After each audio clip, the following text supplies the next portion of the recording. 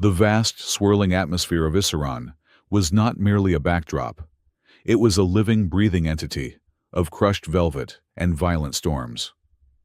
Below, the suspended archipelago of metal and stone, known as the Sky Reach Array, the gas giant churned in bands of deep ochre-bruised violet, and a teal so bright it hurt the eyes to look at it directly, without a filter. Harbor 12 sat on the outer rim of this floating civilization, a collection of pressurized habitats, docking rings and hydroponic domes, welded onto a massive, stabilized slab of asteroid rock. It did not have the sleek corporate polish of the inner stations. It smelled of ozone recycled air and the faint metallic tang of oxidized copper.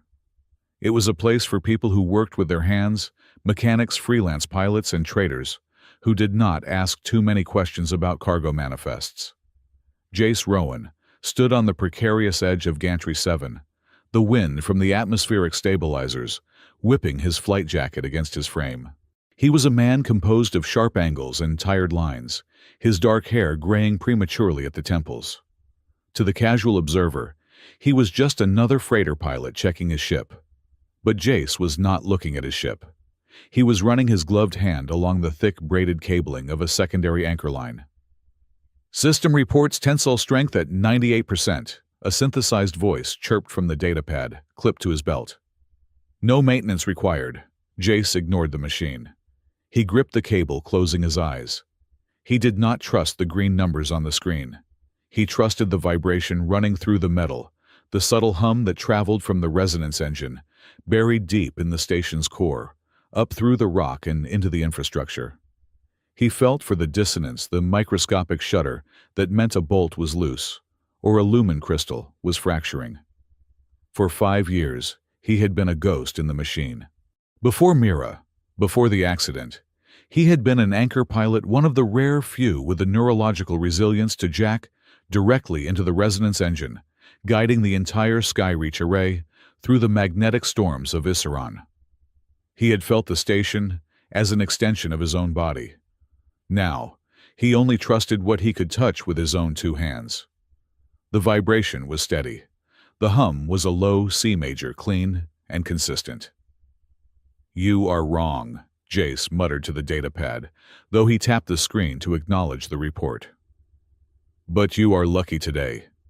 He wiped a smear of grease from his cheek and checked his wrist chronometer. It was 1900 hours, Starfall Eve. If he was late, Mira would never let him hear the end of it.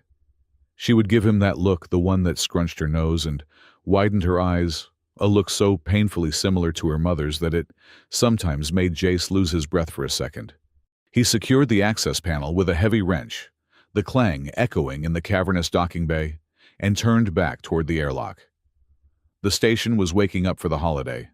Strings of bioluminescent moss were draped over the blast doors, and the smell of synthetic cinnamon and heated sugar wafted from the ventilation ducts. The apartment in Sector 4 was small, but Mira had done her best to make it a fortress of color against the gray industrialism of their life. Drawings covered the magnetic walls, depictions of starships that looked like fish and gas giants with smiling faces. "Dad, you have grease on your nose again." Mira Rowan stood on the kitchen table, which was strictly against the house rules, but Jace found he lacked the energy to enforce them tonight. At 8 years old, Mira was a force of nature contained in a small, spindly frame. She had Jace's dark hair, but her mother's relentless optimism. "It is structural grease," Jace said, tossing his jacket onto the couch. "It holds my face together. If I wash it off, my nose might fall off." Mira giggled, jumping down from the table with a thud that rattled the empty coffee cups. "That is not how physics works, Dad. Dr. Aris told me that grease reduces friction, so your nose would just slide off, not fall off." "Dr. Aris tells you too much," Jace grumbled, moving to the sink to scrub his face. "Are we ready? The launch window opens in 40 minutes. On the table lay their project for the evening, a comet lantern. It was a delicate frame of lightweight aluminum wire and translucent polymer paper designed to hold a small lumen shard. When released, the heat from the shard would lift the lantern into the microgravity currents above the station, joining thousands of others in a river of light. It was a tradition as old as the array itself. Children wrote letters to Santa in the stars, a mythical figure said to dwell in the upper ionosphere, and place them in small pneumatic tubes attached to the lanterns. "I finished the stabilizer fins," Mira announced proudly, pointing to the slightly crooked wings on the lantern. "And I wrote the letter." Jace paused the towel, pressed to his face. He lowered it slowly. "You did.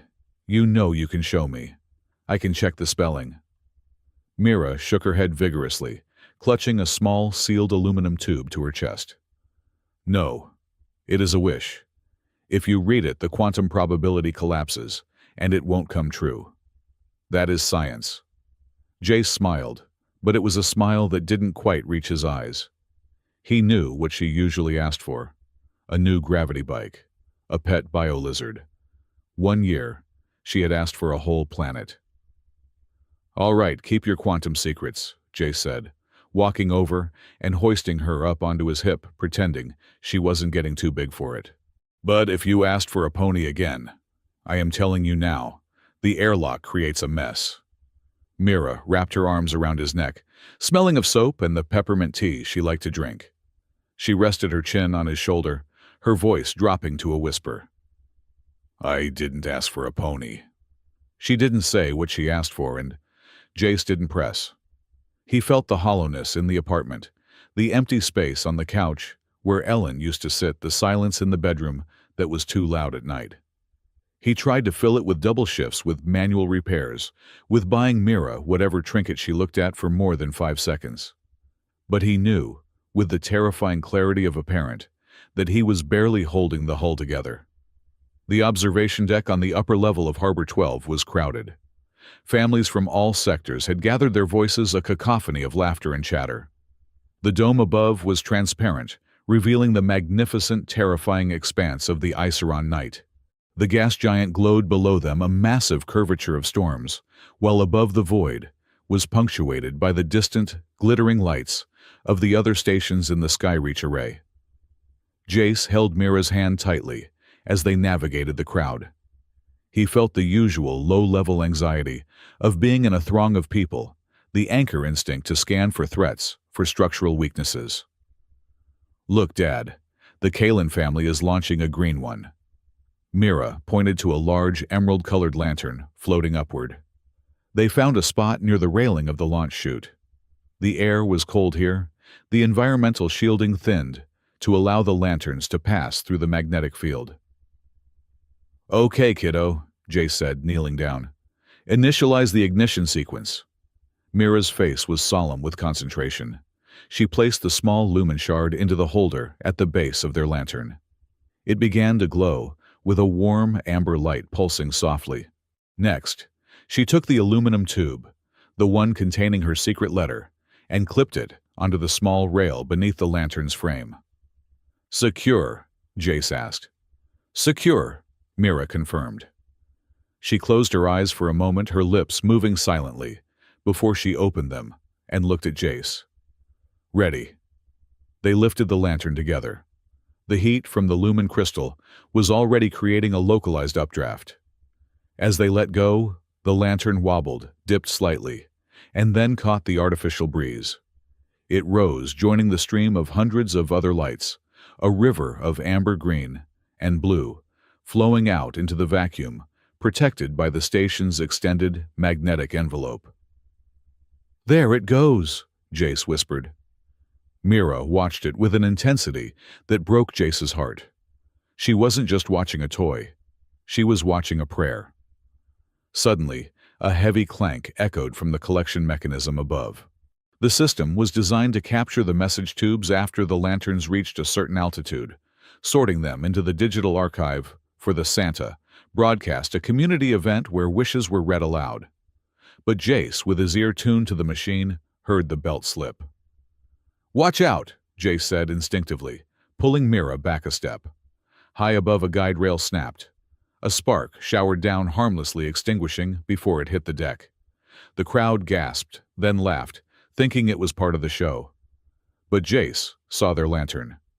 Mira's lantern get hit by the recoil of the mechanical arm. It didn't destroy the lantern, but it knocked the message tube loose.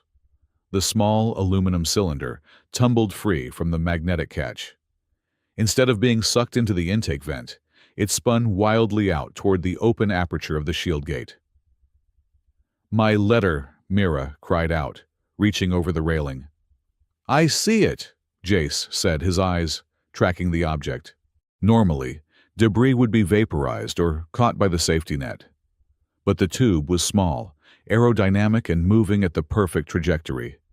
It slipped right through a momentary gap in the shield cycle, a 1 in a million chance, and drifted out into the true void. It spun away a tiny speck of silver, catching the light of the gas giant moving further and further away from Harbor 12. Mira's face crumpled. "Santa won't get it. It is lost." Jace knelt, gripping her shoulders. Hey, look at me. Space is full of currents. It might drift to the relay station. Or maybe Santa has a long-range scanner. He does not need the tube to be in the bin to read it." "You are just saying that," Mira sniffled, wiping her nose on her sleeve. "It is floating away to nowhere." "Nothing goes to nowhere, Mira," Jace said softly, pulling her into a hug. "It just takes a longer way to get there." He held her, while she cried quietly, into his jacket. Over her shoulder, Jace looked out at the darkness where the tube had vanished. He felt a pang of failure. He couldn't even ensure a simple holiday ritual went right. As he stared, his eyes focused on something beyond the drifting debris. Deep in the distance, near the central axis where the resonance engine's energy field was strongest, there was a distortion. It wasn't a ship. It wasn't a storm on the planet below. It was a bloom of light, white, pure bone white. It looked like a drop of milk dispersing in water, or a flower opening in slow motion. It was faint, barely brighter than the background radiation, but it was there. And it was growing. Jace felt the hairs on the back of his neck stand up. The vibration in the deck plating beneath his boots changed. It was subtle, a shift from C major to something discordant, a minor key that shouldn't be there. "Dad," Mira asked, pulling back. "Why are you squeezing me?" Jace blinked, realizing his grip had tightened. He forced a smile, masking the sudden spike of adrenaline. "Sorry, Bug. Just making sure you don't float away too." "I am magnetized," she said, pointing to her boots. "Right, magnetized." Jace stood up, taking her hand. He glanced one last time at the pale bloom in the distance. It was beautiful in a way that made his stomach turn. He told himself it was just an optical artifact, a reflection of the lumen arrays on the ice crystals in the upper atmosphere. "Come on," he said, his voice tighter than he intended. "Let's go get some hot chocolate. Triple marshmallows." Mira brightened slightly at the bribe. "Can we get the blue marshmallows?" "We can get the blue ones." As they walked away, Jace didn't look back, but he kept one hand on his belt near his datapad, his mind racing through diagnostic charts he hadn't looked at in years. 40 kilometers away from Harbor 12 in the graveyard orbit of the Skyreach array, there was silence. Here, the festive lights of the main stations were just distant stars. The only illumination came from the eerie glow of Iseron below and the sporadic flicker of a dying navigation buoy. This was the scrapyard, a collection of discarded hull plates, burnt-out thrusters, and shattered mining drones that had been caught in the gravitational eddy of a massive, hollowed-out asteroid. Perched on this asteroid was a structure that shouldn't have been habitable. It was an old watchtower, a relic from the early days of the array's construction, long since decommissioned and erased from the official maps. It looked like a rusted needle driven into the rock. Inside the needle, the air was cold, kept at the bare minimum temperature to sustain life. Aria Fenn sat cross-legged on a floor made of salvaged greatwork. She was repairing a circuit board, her movements precise, fluid, and inhumanly fast. She did not look like the humans who occupied the stations. She was tall, her limbs long, and corded with lean muscle that hinted at a predatory strength. Her skin was the color of pale moonlight, and her hair was a cascade of silver that fell to her waist, partially obscuring the pointed tips of her ears. But it was her eyes that truly marked her as Likari. They were liquid mercury, devoid of a pupil reflecting the dim light of her soldering iron. Arya was an exile, a ghost. She had lived in this tower for 3 years, ever since the Council of Clans had cast her out. She spoke to no one. She touched no one. She survived by scavenging debris that drifted into her net, trading refurbished parts, with automated drones that didn't ask questions. A proximity alarm pinged softly on her console. It was a dull, rhythmic sound she had programmed herself. Object detected. Sector 4 vector. Mass negligible. Composition aluminum alloy. Arya didn't look up immediately. "Space junk," she murmured, her voice raspy from disuse. "Ignore." Trajectory intersects with collection field, the computer droned. Arya sighed, setting down the soldering iron. The Likari were a patient race, but her patience had frayed over 3 years of solitude. She stood up, her movements silent, and walked to the viewport. Outside her magnetic net, a cobbled-together system of tractor beams and gravity wells had snagged something. It wasn't a piece of valuable wreckage. It wasn't a canister of fuel. It was a small silver tube. It bobbed in the invisible field, spinning slowly. Curiosity, a trait she thought she had buried along with her name, pricked at her. She activated the retrieval arm. The mechanical claw extended, grabbed the tube, and retracted it into the airlock. Moments later, the inner door hissed open. Arya picked up the object. It was cold to the touch. A simple canister, the kind humans used for pneumatic transport. She twisted the cap.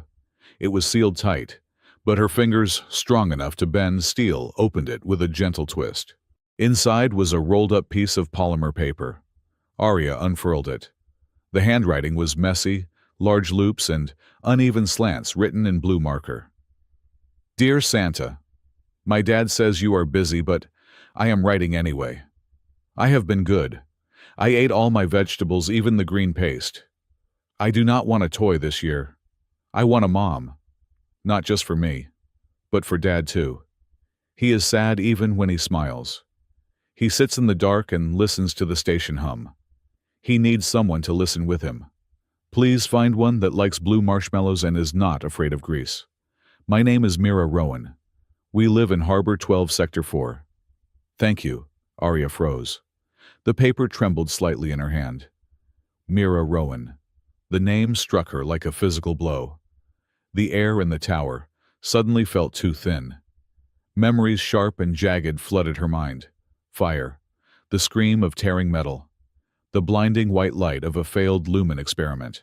And a woman, a human woman with kind eyes and a fierce intelligence, pushing Arya into an escape pod. "Take the path, Arya. Live. Promise me you will live." Ellen Rowan. The scientist who had looked past Arya's alien nature, who had treated her as an equal, a friend. The woman who had died because Arya had hesitated because the Likari code forbade interference with human destiny. And before that, the Moon Oath. Arya touched her throat where a faint silver scar encircled her neck like a necklace. It was the mark of the oath, sworn in blood and moonlight. She had sworn to repay the debt of life Ellen had given her. "Rowan," Arya whispered, testing the shape of the name on her tongue. It tasted of ash and regret. She looked at the letter again. Dad is a pilot who used to steer stars. That would be Jace. Ellen had spoken of him often, the man who anchored the world. Arya had never met him. She had only watched their ship from a distance, hidden in the shadows, ensuring they escaped the catastrophe that killed Ellen. She had thought her duty was done by letting them live, but the letter in her hand said otherwise. He sits in the dark and listens to the station hum. Arya walked back to the viewport. Far across the void, Harbor 12 was a cluster of warmth in the cold night. And beyond it, Arya's pupils, or the shifting mercury that served as them, contracted. She saw it. To a human eye, it might have been invisible or just a trick of the light. But Arya saw the spectrums others missed. She saw the gravitational weave of the universe. Near the core of the Sky-Reach array, a white stain was bleeding into reality. A pale bloom. She had seen it once before, 3 years ago, just before the station where Ellen worked had been torn apart. It was a rupture in the resonance field, a cancer of energy that devoured stability. "No," Arya breathed. "Not again." She looked down at the letter. Mira Rowan was there. Jace Rowan was there. And the bloom was opening. The council had exiled her for interfering. They said the pale bloom was a natural culling, a cosmic event that must not be stopped. To fight it was to fight the will of the universe. If she went there, if she stepped foot on Harbor 12, she would be revealing herself. She would be breaking the terms of her exile. The hunters would come. But if she stayed, she read the line again. He needs someone to listen with him. Arya crumpled the letter in her fist, not in anger, but in resolution. She turned and strode toward the back of the tower where her ship lay dormant. It was a scavenger's vessel, the Silent Claw. It was ugly, patched together with mismatched hull plates and exposed wiring, but it was fast. "Computer," Arya commanded, her voice gaining strength. "Initialize reactor sequence. Bypass safety protocols." "Warning, reactor core stability at 70%, the computer replied. "Do it!"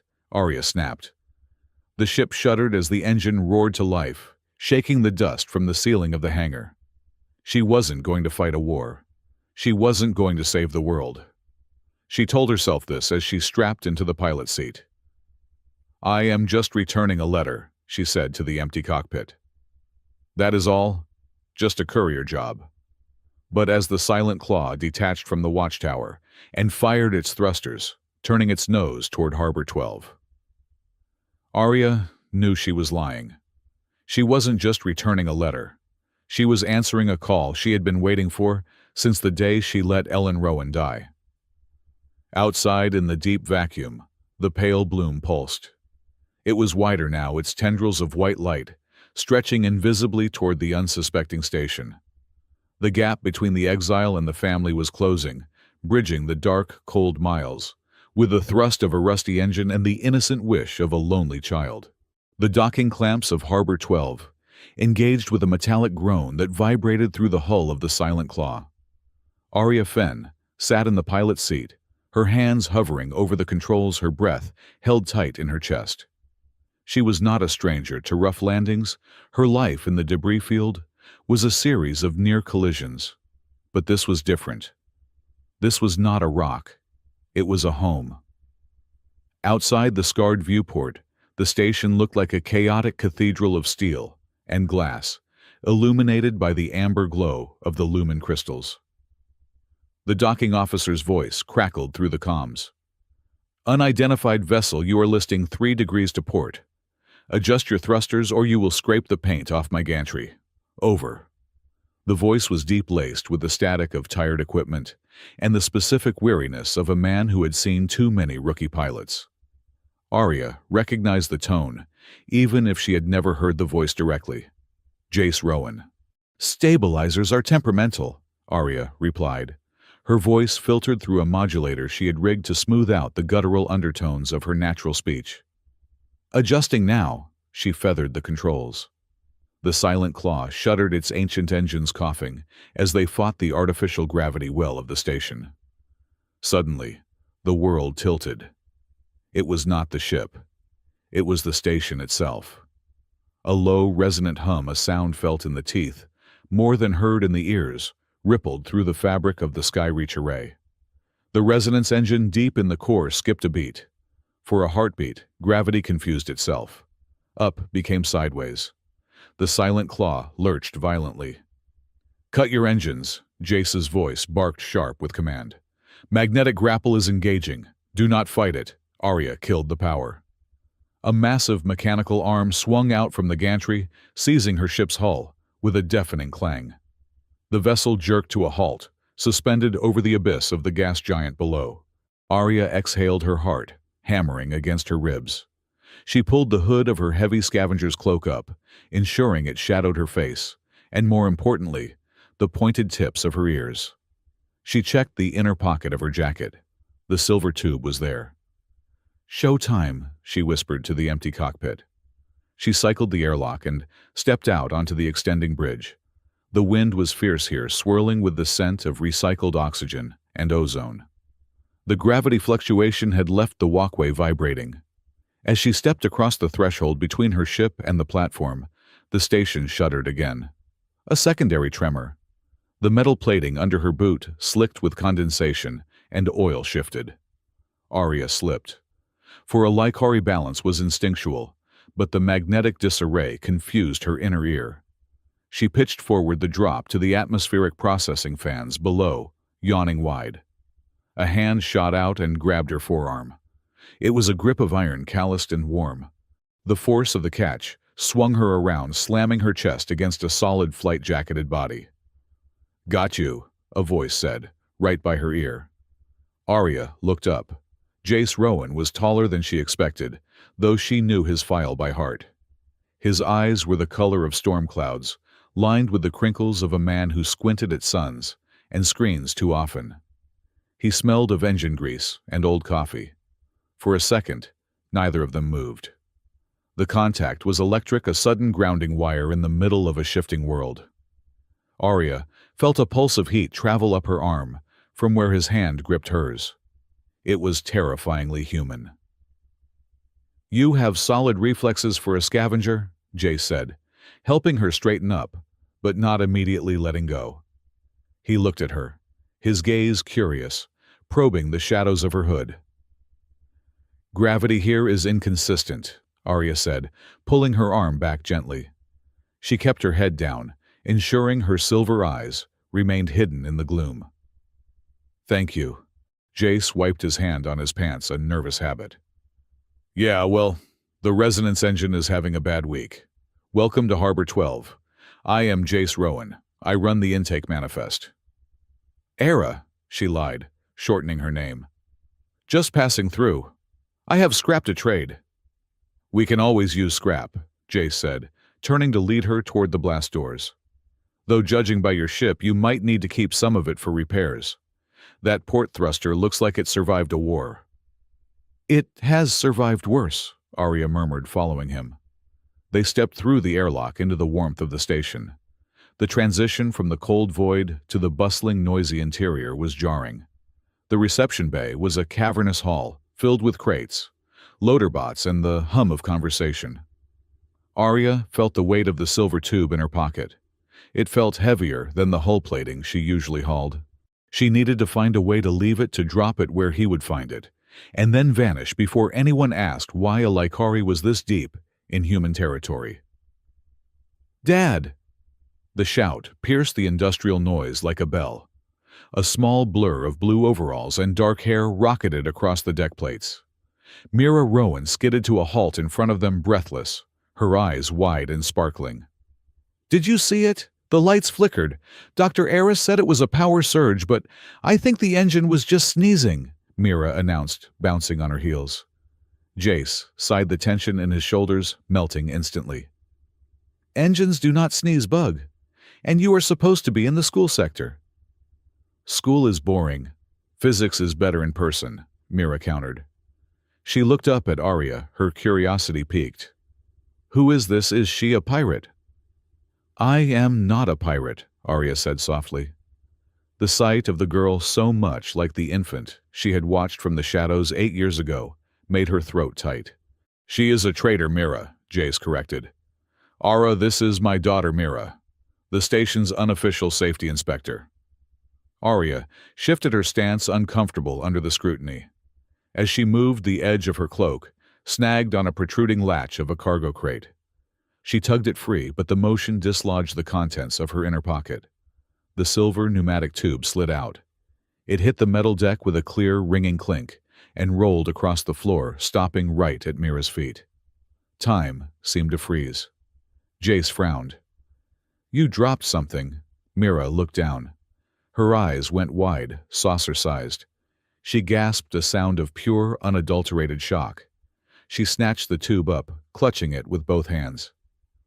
"This is mine," Mira whispered, looking from the tube to Arya. "This is the letter, the one that flew away." Jace blinked. looking confused. What? Let me see that. No, Mira hugged the tube to her chest. She looked up at Arya, her expression transforming from curiosity to absolute awe. You brought it back. Arya froze. Every instinct told her to run. I found it, floating, in the outer drift. See, Dad, Mira turned to Jace, her voice trembling with excitement. I told you it didn't go nowhere. Santa got it. And he sent her. Jace looked at Arya, then at the tube, then back to Arya. He looked bewildered. Santa sent a scavenger. She is not just a scavenger, Mira insisted. Look at her. She has silver hair like the moon. She is an elf, or a helper. Arya pulled her hood tighter. I am not an elf. Jace looked at Arya. An eyebrow raised a flicker of amusement, warring with his confusion. He saw the desperation in Arya's posture, the way she seemed ready to bolt. He decided to defuse the situation with the only weapon he had: humor. Well, Jace drawled, crossing his arms and leaning against a crate. If Santa did send you, I have to say the old man has surprisingly good taste. Usually he just sends socks. Mira giggled, the sound bright and infectious. Arya felt a flush of heat rise up her neck, coloring her pale cheeks. I am not. I was just returning it. It looked important. It is the most important thing in the world, Mira declared. She stepped forward and, before Arya could react, wrapped her small arms around Arya's waist. Arya stiffened. Likari did not touch casually. Touch was for combat, or for mating, not for greeting strangers. But the girl was warm, and she smelled of peppermint and machine oil, the same scent that clung to Jace. Thank you, Mira whispered into Arya's cloak. Arya's hands hovered in the air for a moment, uncertain, before she gently, awkwardly patted the girl's shoulder. You are welcome. Jace watched them, his smile softening into something more genuine, though his eyes remained sharp. Look, Ara. You said your ship needs repairs. My diagnostic scanners picked up a microfracture in your port coupling when you docked. You are not going to make it back to the rim like that. Arya pulled away from Mira gently. I can fix it myself. Not without a phase welder, you can't, Jace pointed out. And I am the only one on this deck who owns one. Tell you what, you help me sort this shipment of hyperdrive coils. My back is killing me, and Mira is terrible at lifting heavy things, and I will patch your ship up. Square deal. It was a lifeline. Arya knew she should refuse. She should take the tube leave and disappear. But the silent claw really was damaged. And looking at Jace, looking at the hope on Mira's face, she found her resolve crumbling. Square deal, Arya said quietly. The next 3 days fell into a rhythm that terrified Arya with its domesticity. She slept on her ship, but spent her waking hours in Jace's hangar. The work was hard, physical labor, moving crates, stripping wire, calibrating thrusters, but it was satisfying. It kept her hands busy, and her mind off the impending doom of the pale bloom, which she could feel itching at the back of her skull like a phantom limb. Jace was a good worker. He didn't talk much when he was focused, which Arya appreciated. But during breaks, he filled the silence with dry observations about station life. See that guy? Jace pointed with a sandwich at a passing trader. That is Old Man Holloway. He claims he once outran a solar flare. I happen to know the fastest thing he has ever outrun is his ex-wife. Arya sat on a crate eating a nutrient bar she had brought from her ship. It tasted like cardboard and dust. You do not eat much, Jace noted, eyeing her meager meal. I am used to traveling light, Arya said. Nonsense. Jace reached into his cooler box and tossed her a foil-wrapped package. Try that. Real protein. Not the algae paste the dispensers serve. Mira made it. Well, she assembled it. I did the cooking. Arya unwrapped it cautiously. It was a sandwich thick with roasted meat and synthesized cheese. She took a bite. The flavor exploded in her mouth, salt, fat, savory herbs. She hadn't eaten anything this rich in years. It is acceptable, she said, trying to maintain her composure, though she quickly took a second larger bite. Jace chuckled. High praise. Remind me to tell the chef. Mira appeared after school hours, treating the hangar as her personal playground. She would sit near Arya, handing her tools before Arya even asked for them. How do you know which one I need? Arya asked on the second day, as Mira handed her a hydro spanner. You look at the bolt, then you twitch your left hand, Mira explained matter-of-factly. Dad does it too, but he swears when he does it. I do not swear, Jace called out from under the chassis of a freighter. I use technical vocabulary for frustration. Arya found herself smiling. It was a small, fragile thing, that smile. That evening, a storm on Issaran interfered with the station's environmental controls. The temperature in the hangar dropped 10 degrees. Jace invited Arya up to the apartment, just to warm up. The apartment was cluttered and cozy. They sat around a small table eating a stew that smelled of spices Arya couldn't name. So, Jace said, pouring tea into 3 mugs. You handle that ship like you have flown combat. You are not just a scavenger era. The way you check your six, the way you listen to the engine pitch, you have been trained. Arya stiffened. Space is dangerous. You learn fast or you die. True, Jace agreed. He looked into his tea, his expression darkening. Sometimes you learn fast and you still lose. Mira had fallen asleep on the couch, exhausted from her day. The silence in the room shifted, becoming heavier, more intimate. You are a pilot too, Arya said, keeping her voice neutral. Mira's letter said you used to steer the stars. Jace let out a short, humorless laugh. Steer the stars. That is a poetic way to put it. I was an anchor. Arya stopped breathing for a second. She knew this, of course, but hearing him say it was different. That is a dangerous job, she said. It was, Jace said. He looked up at her, his gray eyes unguarded for the first time. 5 years ago, we were moving a secondary array. I was jacked in. The connection is like being God for a few minutes. You feel everything. The gravity, the stress fractures the heartbeat of the crystals. He ran a hand through his hair. I got arrogant. I thought I could hold a destabilized sector together with sheer will. The feedback loop spiked. The dampeners failed. My wife Ellen, she was in the aft observation deck. Arya gripped her mug until her knuckles turned white under her gloves. She didn't make it to the escape pods, Jace said, his voice dropping to a whisper.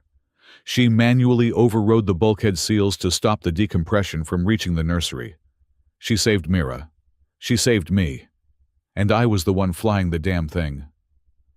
It was not your fault, Arya said. The words rushed out of her fierce and sudden. Jace looked at her, surprised by her intensity. How would you know because? Arya said, her voice trembling slightly. The pale bloom, the energy spike that hit that day. It wasn't pilot error. It wasn't a mistake. Jace set his mug down slowly. What do you know about the bloom? Arya looked away, staring at the condensation on the window. She had to tell him something. She couldn't tell him she was there, that she had watched Ellen die. I was on a listening post, Arya lied, weaving truth into the fabrication. Far out on the rim.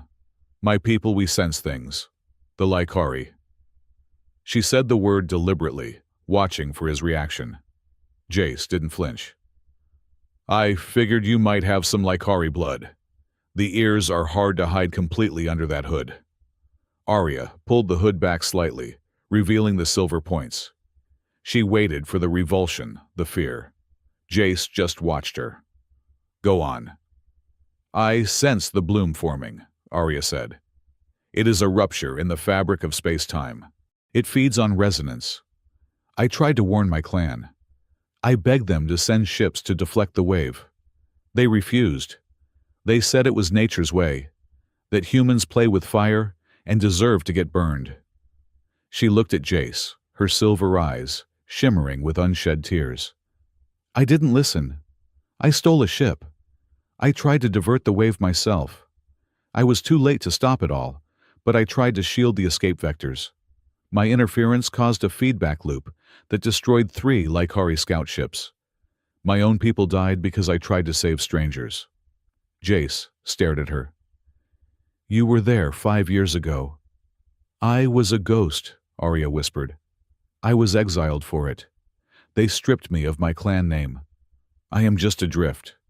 I live with the ghosts of the people I couldn't save. Jace reached across the table. He didn't take her hand, but he placed his hand near hers, an open invitation. You tried, Jace said, his voice rough with emotion. Everyone else ran or watched, you tried. That matters. Arya looked at his hand. It was scarred, just like hers. 2 broken people sitting in the wreckage of the same disaster, finally seeing each other. I am afraid it is happening again, Arya confessed. The bloom outside it feels the same. I know, Jace said. I can feel it in the cables. I check them every night because the machines say it is fine, but my gut says the sky is falling. He looked at her, and the connection between them shifted from gratitude to something deeper, a shared burden. If it comes, Arya, I am not running this time. Neither am I, she promised. The next morning, the alert level on Harbor 12 was raised to yellow. The station commander announced minor tectonic adjustments. But everyone felt the tension. The air tasted of electricity. Jace and Arya were on the external maintenance stairs, 3 levels up from the main promenade. They were inspecting the atmospheric scrubbers. Mira was skipping ahead of them, humming a tune. The resonance frequency is increasing, Arya said, looking at a handheld scanner. It is climbing by 0.05% every hour. If it hits 4%, the crystals will shatter, Jace replied grimly. We need to convince the council to, a crack of thunder, soundless in the vacuum but deafening through the hull. Conduction slammed into the station. The walkway beneath them buckled. It wasn't just a vibration. The space around the stairs twisted. The metal groaned and warped like wet clay. Mira! Jace yelled, lunging forward. But the warping metal had thrown Mira off balance. She slid toward a gap where the railing had just snapped away. Below her was a 60-foot drop to the crushing gears of the recycling plant. Daddy! Mira screamed as she slipped over the edge. Jace was too far. He was scrambling over the twisted metal, his human legs pumping, but the distance was impossible. Arya didn't think. She didn't calculate. She let the beast out. A low, guttural growl erupted from her throat, a sound that was not human. Her muscles expanded, tearing the seams of her scavenger's jacket. Her spine lengthened, cracking audibly. In a blur of motion that the human eye could barely track, she moved. She didn't run. She flowed a streak of silver and violence. She vaulted over Jace, her boots digging into the steel, with force that left indentations. As she leaped into the air, her hood flew back. Her ears flattened against her skull. Her eyes went fully silver, glowing with internal light. Her fingernails extended into translucent, razor-sharp claws. She was in her semi-lupine battle form, a terrifying blend of woman and wolf designed for war. She caught Mira in midair, one arm wrapping around the girl's waist, the other slamming into the metal wall of the shaft. Her claws shrieked as they carved deep furrows into the steel, slowing their descent. Sparks showered around them. Arya roared, kicking off the wall and flipping them onto a lower service platform. She landed in a crouch, shielding Mira with her body, her lips pulled back to reveal elongated canines. Silence followed. Then the screams began. Lycari, it is a wolf. Monster. People on the promenade above were pointing their faces, twisted in fear. The Lycari were the boogeymen of nursery rhymes, the savages of the Outer Rim. Arya panted, her chest heaving. She looked down at Mira. The girl was shaking her face, pressed against Arya's torn shirt. Slowly, the adrenaline faded. Arya's claws retracted. She looked up.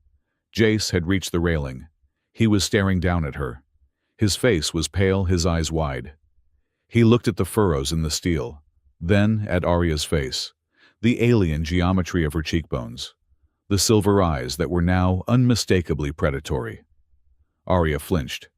She gently set Mira down and backed away, holding her hands up. "I am sorry," Arya stammered. "I didn't mean to." She turned to run. The crowd was gathering. Security drones were buzzing in the distance. She had exposed herself. The exile was over. The hunt would begin. "Wait!" It wasn't Jace. It was Mira. The little girl ran forward and grabbed Arya's hand, the same hand that had just been a claw capable of shredding steel. "Do not go!" Mira cried. Arya looked down, her heart breaking. "Mira, look at me. I am not what you thought." "You caught me," Mira said, her voice fierce. She looked up at the terrifying silver eyes without a shred of fear. "You caught me when I fell. That is what matters." She turned to the crowd above, to the terrified faces. "She saved me. She is my friend." Jace vaulted over the railing, sliding down a ladder and landing heavily on the platform. He walked toward them. Arya tensed, waiting for him to pull Mira away, waiting for the revulsion she had seen on so many other human faces. Jace stopped a foot away. He looked at his daughter, safe and whole. He looked at the terrified woman who looked like a monster, but stood like a shield. He took a deep breath. "You tore my jacket," Jace said softly. Arya blinked. "What?" "You are wearing my spare jacket." Jace pointed to the shredded fabric on her shoulders. "You owe me a new one." He stepped closer and placed a hand on her shoulder firmly, possessively. He looked up at the crowd, his glare daring anyone to say a word. "She is with me," Jace announced, his voice carrying over the noise. "She is crew." He looked back at Arya. "You saved her life, Arya. I do not care if you are a wolf, a ghost, or a three-headed dragon. You saved her." Arya trembled, the fight draining out of her. "I am dangerous, Jace. My people will know I am here now. That surge, it was a beacon." "Let them come," Jace said, and, for the first time in 5 years, he sounded like the anchor pilot who had challenged the stars. "We will handle it." "Together?" Mira asked, clutching both their hands. Jace looked at Arya. "If the kid trusts you, I am willing to try. Together." Arya looked at the two of them, the broken pilot, and the girl who wished for a mom. She felt the heavy, cold chains of her exile loosening, replaced by something terrifyingly fragile hope. "Together," Arya whispered. A low rumble shook the deck plates beneath them. They all turned to look out the massive viewport at the end of the promenade. The pale bloom was no longer a small white flower. It had opened. A fissure of blinding, pure white energy was tearing through the darkness, wider than a moon aiming straight for the heart of the Sky-Reach array. The time for secrets was over. The storm had arrived. The crimson light of the emergency strobes washed over the command deck of Harbor 12, pulsing in time with the frantic, discordant rhythm of the alarms. It was not a single siren, but a cacophony, a choir of mechanical panic screaming that the world was ending. Jace Rowan stood before the main viewport, his face bathed in the alternating red of the alerts and the terrifying sterile white of the anomaly outside. The pale bloom was no longer a shy, unfolding flower in the distance. It had torn the fabric of space open. It was a fissure, a jagged mouth of blinding light that stretched across the black canvas of the Iseron system, widening with every second. It did not look like energy.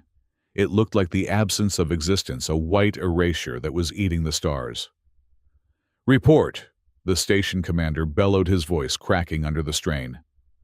"Resonance engine output is fluctuating at 300%, a technician screamed from the pit. "The dampeners are gone. The harmonics are shattering the lumen crystals in Sector 7 and 8. If we do not stabilize the core frequency within 12 minutes, the Sky-Reach array will tear itself apart." Jace watched the screen. He did not need the technician's numbers. He could feel it. The floor beneath his boots was vibrating with a sickening, high-pitched whine, the sound of metal screaming before it snapped. "Jace." The voice was gravelly and old. Jace turned to see Councilman Halloway, and the station's chief engineer, a woman named Aura, standing behind him. They looked terrified. "We need the anchor," Aura said, her hands trembling as she clutched a datapad. "The automated systems cannot compensate for the sheer force of the bloom. The navigation AI is blind. We need a human mind to bridge the engine and the crystals. We need to manually vector the thrust." Jace took a step back, his back hitting the cold glass of the viewport. "No. You are the best anchor pilot this array has ever seen," Holloway pleaded. "You are the only one left who can handle a direct neural interface with a Class 5 engine." "I said no," Jace roared the sound, startling even himself. "I am a hauler. I am a mechanic. I am not an anchor, not anymore." The memories assaulted him unbidden and violent. The smell of burning ozone. The feeling of his mind stretching too thin. The screaming notification that the aft compartment had decompressed. Ellen's face on the monitor calm and smiling as she sealed the door that would save him and kill her. "Take care of our star, Jace." "I will not do it," Jace whispered, his breath coming in shallow gasps. "I will not jack in. It kills everything it touches." "If you do not," Arya's voice cut through the panic, cool and sharp as a blade, "then Mira dies." Jace whipped around. Arya stood in the shadow of the airlock archway. She was still wearing his oversized torn flight jacket. Her hood was down, her silver hair spilling over her shoulders, her alien eyes reflecting the catastrophic white light of the bloom. She looked terrified, but she stood her ground.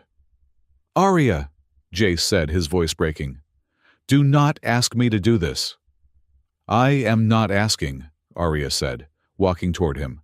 The crew parted for her, unsettled by her silver eyes and the predatory grace of her movement.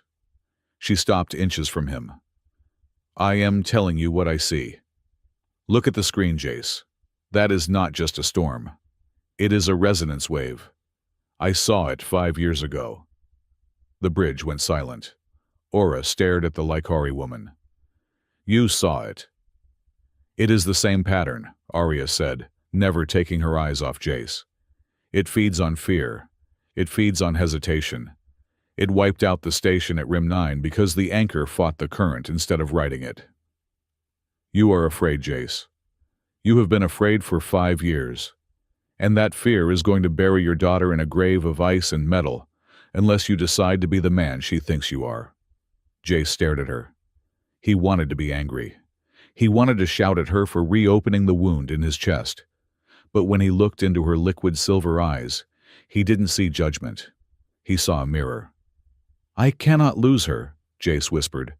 "I cannot lose you." "Then do not," Arya said softly.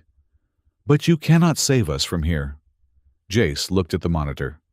The white fissure pulsed, sending a shockwave that knocked a coffee mug off a nearby console.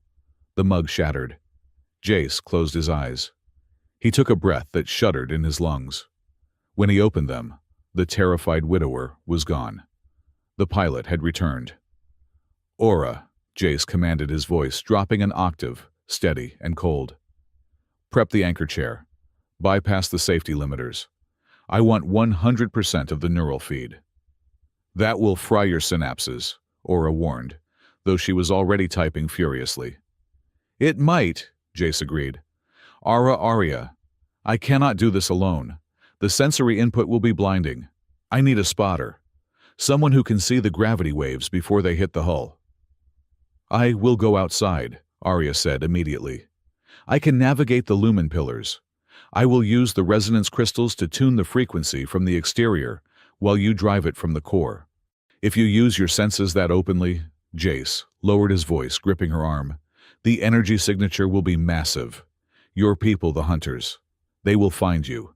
There will be no hiding after this."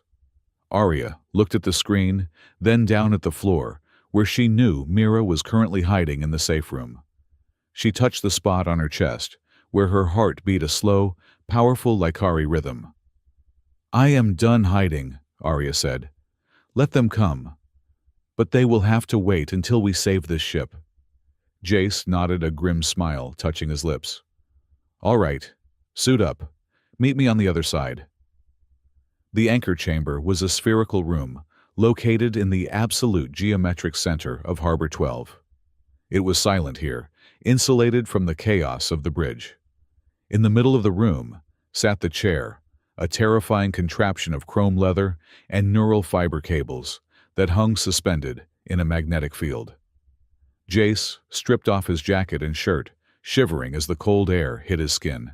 His back and neck were covered in old white scars, burn marks from the neural feedback of the accident 5 years ago.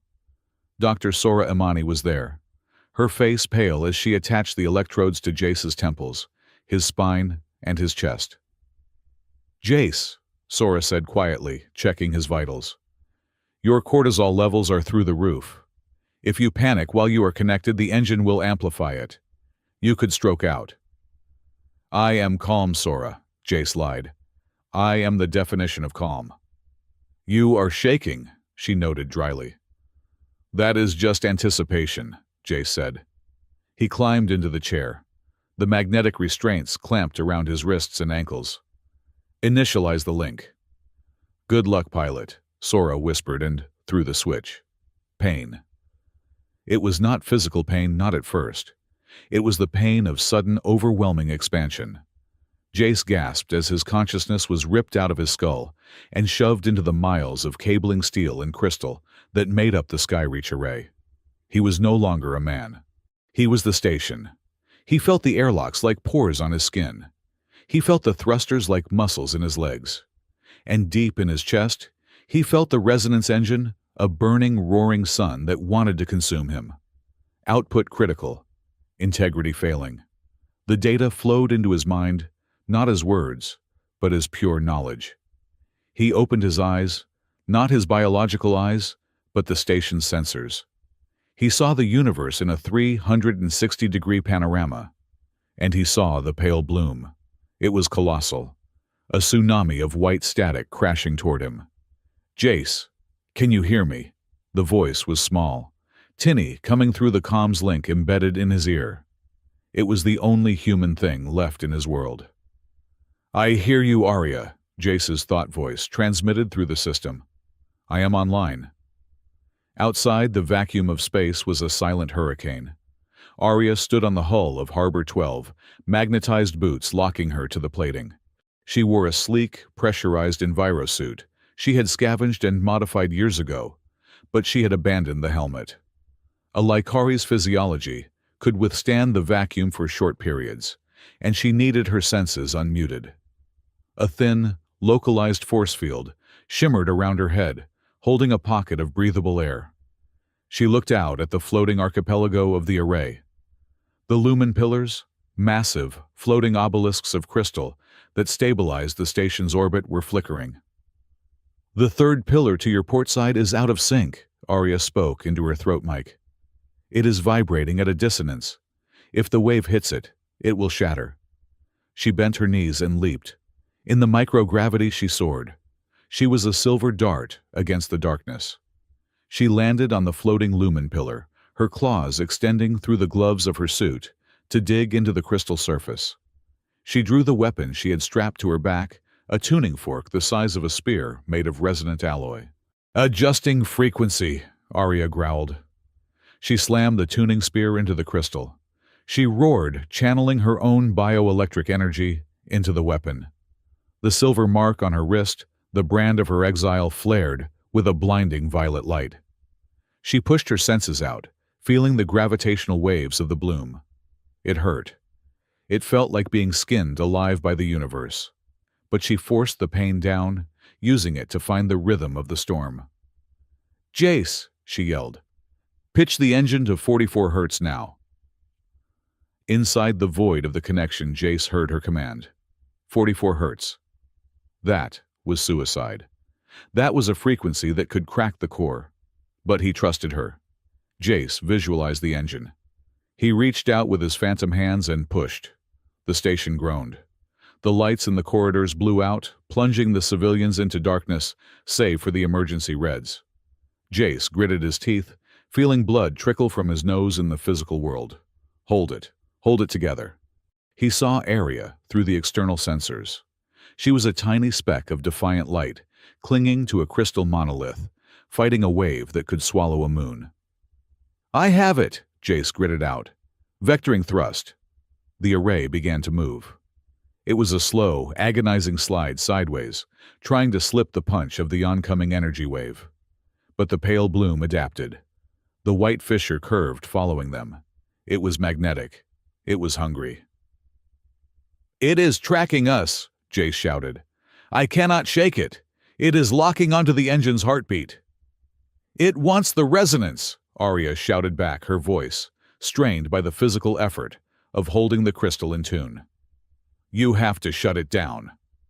"If I shut down the engine, we fall into the planet," Jace argued.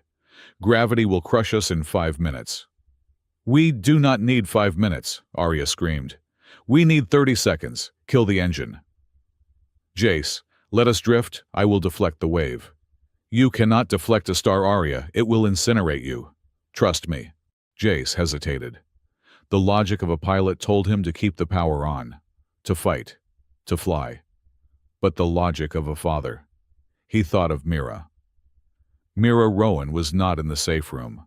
She had crawled through the ventilation shaft, a trick she had learned when she wanted to sneak into the kitchen for midnight snacks.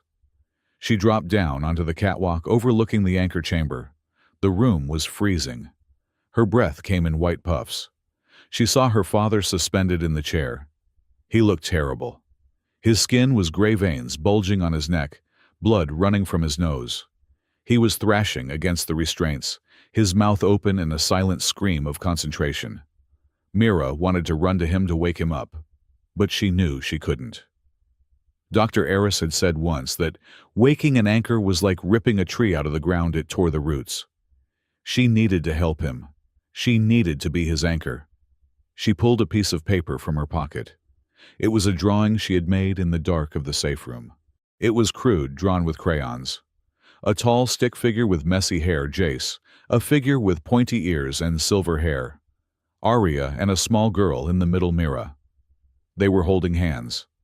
Above them, the stars were not scary white lines, but colorful bursts of confetti. She ran to the thick observation glass. She licked the corners of the paper, gross, but effective, and slapped it against the window. "Dad!" she yelled, though the sound couldn't penetrate the glass. She pressed her hand against the pane right over the drawing. "I am here. We are here." Inside the machine mind, Jace was drowning. The white light was blinding him. He was losing his sense of self. He was forgetting his name. He was just a circuit, just a wire. Then a flash of color. Blue crayon, red crayon, yellow sun. He saw it through the external camera feed inside the chamber. A small hand pressed against the glass. A drawing. Mira. The image hit him with more force than the energy wave. It grounded him. It pulled his scattered consciousness back into his body. "I am Jace Rowan. I am a father. And I am not dying today."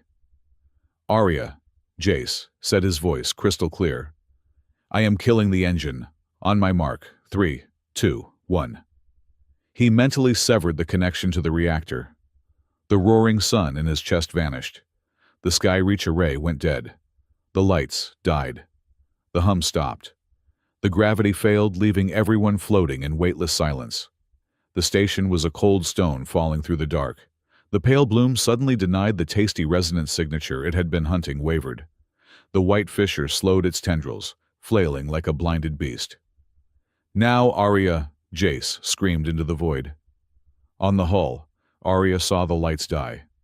She felt the artificial gravity vanish. She floated up from the crystal pillar, anchored only by her claw grip. She watched the white wave of destruction hesitate. She triggered her suit's thrusters, launching herself into the space between the pillars. She raised her tuning spear. She didn't target the wave. She targeted the dormant lumen crystals on the outer ring of the station. She swung the weapon, striking the lead crystal, with every ounce of strength she possessed. Clang. The sound vibrated through the hull.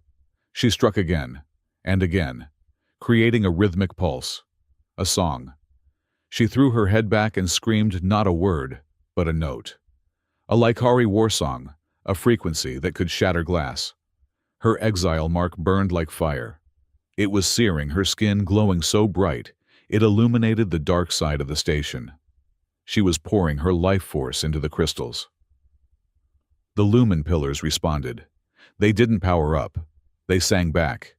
They created a harmonic shield, a mirror of pure sound and vibration. The pale bloom's energy wave hit the harmonic mirror. It didn't break through. It slid. Like water hitting a curved glass, the white energy bent.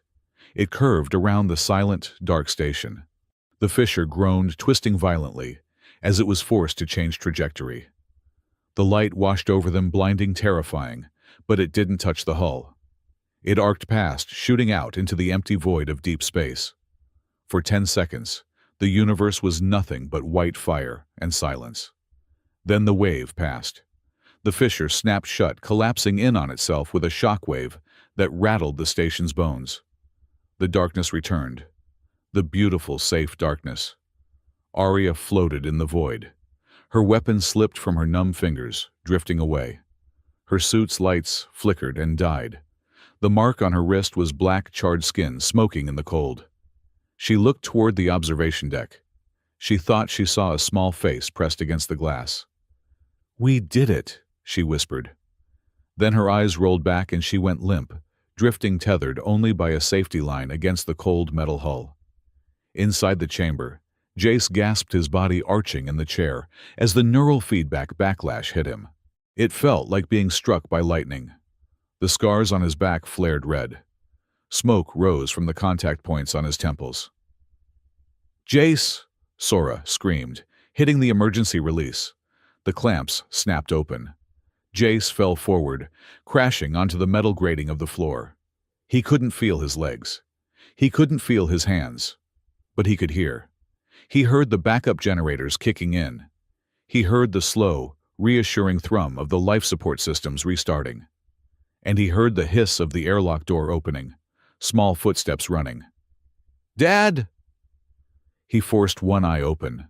Mira was there, tears streaming up her face in the low gravity before splashing into the air. She grabbed his face with her small hands. "I am okay," Jace rasped, though his voice sounded like crushed gravel. "I am okay." He tried to sit up, panic seizing him. "Aria! Where is Aria?" "Recovery team is at the airlock," Sora said, kneeling beside him with a hypospray. "They have her. She is unconscious, Jace. Her vitals are weak. That energy burst. She burned her own biorhythm to fuel the shield." Jace grabbed Sora's wrist. "Save her. Do not fix me. Fix her first." "I will fix both of you," Sora said firmly, injecting him. "Sleep, you stubborn fool." The darkness took him, but this time, it wasn't the scary darkness of the machine. It was a soft, quiet blackness. And the last thing he saw before he went under was Mira's drawing, taped to the glass, watching over them. The medical bay was quiet, filled only with the rhythmic beeping of biomonitors. The air smelled of antiseptic and healing gel. Jace woke up slowly. His body felt heavy, like it was made of lead, but the pain was a distant, dull ache rather than a sharp fire. He blinked, adjusting to the dim lights. He was in a recovery pod. He turned his head. In the pod next to him lay Aria. She looked fragile. The fierce warrior who had challenged a star was gone, replaced by a pale woman wrapped in regenerative bandages. Her silver hair was spread out on the pillow like a halo. The monitor above her showed a steady, if slow, heartbeat. But it was her left arm that caught his eye. The bandages had been pulled back to allow the dermal regenerators to work. On her wrist, the silver mark of the Exile. The crescent moon was no longer just a scar. It was glowing faintly, a pulsing, angry red. It wasn't just a burn. It was a beacon. Jace pushed himself up, ignoring the protest of his stiff muscles. He swung his legs over the side of the bed. "You should not be moving," a voice said from the shadows. Jace squinted. Sitting in a chair in the corner was Aristal. The Lycari elder was not alone. Two guards stood by the door, silent and imposing in ceremonial armor. Jace's heart rate spiked on the monitor. "Who are you?" "I am Aristal," the woman said, stepping into the light. She had the same silver eyes as Arya, but hers were lined with age and a hardness that spoke of decades of leadership. "I am the one who cast her out." Jace struggled to his feet, swaying slightly. He placed himself between Eris and Arya's bed. "You are not taking her." Eris looked at Jace, a human man barely able to stand, wearing a hospital gown, trying to shield a Lycari warrior. A flicker of something like respect crossed her face. "I am not here to take her, Pilot Rowan," Eris said calmly. "I am here because she lit a fire that can be seen from 3 sectors away. She broke the highest law of our people. She interfered with the fate of a star." "She saved the star," Jace growled. "She saved all of us." "Yes," Eris agreed. She looked past Jace at the unconscious Arya. "She did. And in doing so, she has forced us to ask a question we have avoided for a long time." "What question?" "Whether the law is more important than the life it is meant to protect." Eris turned back to Jace. "Rest, Pilot. When she wakes, there will be a reckoning. But until then, no one will touch her. You have my word." Jace didn't trust her word. He didn't trust Lycari politics. He moved back to his bed but didn't lie down. He sat on the edge, his eyes fixed on Arya, his hand reaching out across the gap between the beds to lightly brush her fingertips. Mira was asleep on a cot at the foot of Arya's bed, curled up in a ball, holding Arya's other hand. The storm outside had passed. The pale bloom was gone. But looking at the glowing mark on Arya's wrist and the grim expression of the Lycari elder, Jace knew a different kind of storm was just beginning. The recovery ward of Harbor 12 was usually a place of sterile silence, broken only by the rhythmic hum of bioregenerators. But for Jace Rowan, the silence was loud. It roared in his ears, a phantom echo of the resonance engine that had nearly scoured his mind clean 3 days ago. He sat on the edge of the medical bed, his bare feet hovering over the cold metal floor. He tried to grip the edge of the mattress, but his hands refused to obey. His fingers, the same fingers that had once danced across navigation consoles, with the precision of a surgeon and the grace of a pianist, were trembling. It was not a subtle shake. It was a violent rhythmic tremor that traveled up his forearms, a neurological stutter, left behind by the massive voltage of the anchor connection. "It is called synaptic recoil," Dr. Sora Imani said, her voice soft but unyielding. She stood at the foot of his bed, studying a holographic chart that hovered in the air between them. "Your nervous system acted as a conduit for enough energy to power a small moon, Jace. You are lucky your brain did not liquidate inside your skull." "I do not feel lucky," Jace muttered. He tried to make a fist. The tremors worsened. He let out a breath of frustration that sounded more like a growl. "How long until it stops? I have a shipment of coolant cells due for transport in 2 days. I cannot fly if I cannot hold the stick." Dr. Imani lowered the chart. She looked at him, and for the first time in their long friendship, Jace saw hesitation in her eyes. "Jace," she said carefully, "the damage to the myelin sheaths in your motor cortex is extensive. The regenerative therapy will help. The tremors will subside, but..." "But what?" Jace demanded, though his stomach dropped. "Reflex speed," she said. "Fine motor control under stress. The neural elasticity required for piloting, especially for high-G maneuvers. It might not come back to 100%. It might not even come back to 80. Jace stared at his shaking hands. "You are saying I am grounded." "I am saying you are alive," Dr. Imani corrected him sternly. "And you have a daughter who needs a father, more than the array needs a pilot." Jace looked past her, toward the next bed. The privacy curtain was pulled back. Arya Fenn was asleep, though her sleep looked thin and restless. One of her arms was suspended in a healing field, a cylinder of blue light that knitted tissue back together. The bandages on her left wrist had been removed. The skin there was angry and red, but the mark, the crescent moon of the Lycari Exile, was no longer just a tattoo. It pulsed with a faint, rhythmic bioluminescence, like a dying ember that refused to go out. "She burned hotter than you did," Dr. Imani said, following his gaze. "Her physiology is resilient, but she drained her own biofield to deflect that bloom. If she hadn't, we would all be dust." "Does she know?" Jace asked. "About the mark. She knows," the doctor replied. "She woke up an hour ago. She stared at it for 10 minutes, then asked for water, then went back to sleep." "She knows what it means, Jace. That signal she sent out didn't stop at the edge of the system. Every Lycari ship within 1,000 light-years heard it." Jace stood up. His knees wobbled, threatening to buckle, but he locked them. He forced his body to remain upright through sheer stubbornness. He walked over to Arya's bed. He looked down at her. In repose, the sharp alien angles of her face were softened. She looked younger, less like a warrior, and more like the lost traveler who had knocked on his airlock door. "Let them come," Jace whispered to the sleeping woman. "Let them try." Discharge day came 24 hours later. The walk from the medical bay to Sector 4 was usually a 15-minute stroll. Today, it felt like a gauntlet. Jace walked with a slight limp, leaning on a stabilizer cane that Dr. Imani had forced on him. Arya walked beside him, wearing a fresh set of clothes Mira had scavenged from the market, a gray tunic and loose cargo pants that hid her physique, but could not hide her height or the silver cascade of her hair. Mira skipped between them, the only one seemingly immune to the heavy atmosphere. The station had changed. Before the bloom, Jace was just the quiet, unlucky pilot, and Arya was the mysterious stranger. Now, they were something else. As they passed the central market, conversation died. Heads turned. A group of mechanics stood by a noodle stall. They stopped eating their spoons, hovering halfway to their mouths. One of them, a man Jace had known for 6 years, nodded slowly, a gesture of profound respect.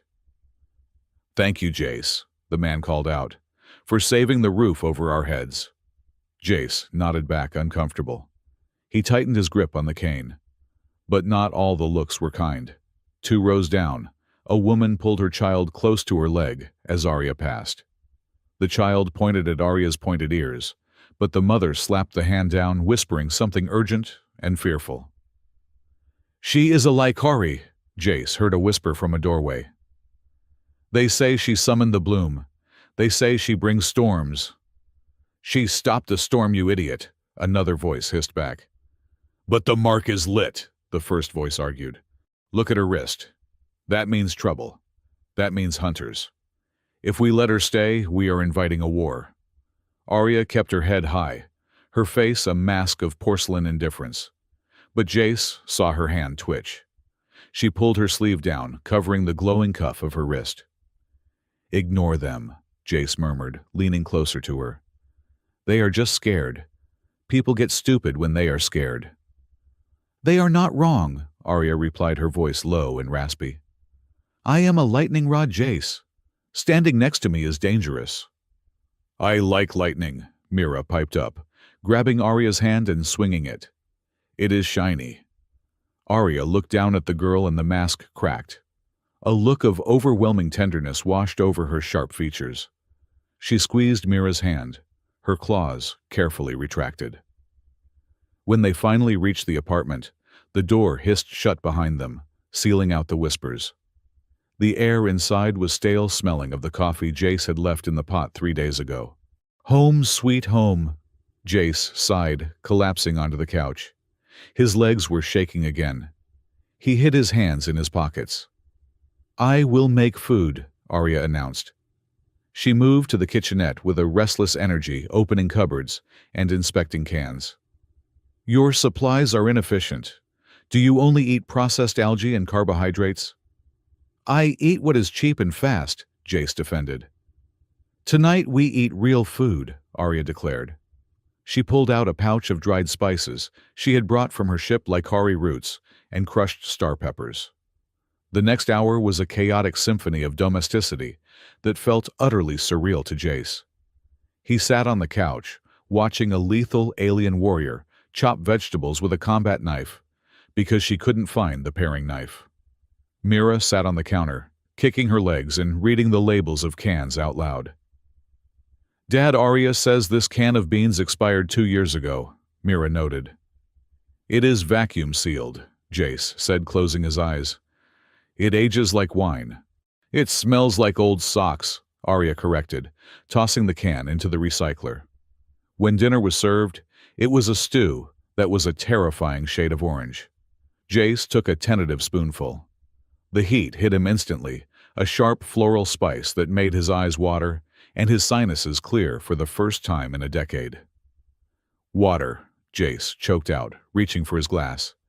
His hand spasmed. The glass tipped over, spilling water across the table.